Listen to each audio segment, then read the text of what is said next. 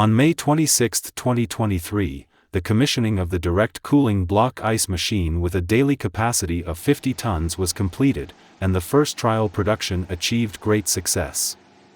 The performance index is completely in line with the predetermined design requirements.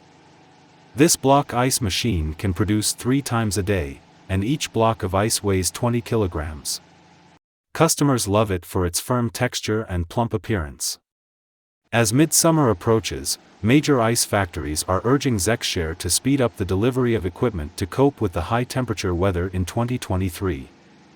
On average, the delivery speed of a large-scale equipment can be completed every 3 days. In the highly competitive ice-making market, ZechShare maintains a super high market share in the Chinese market.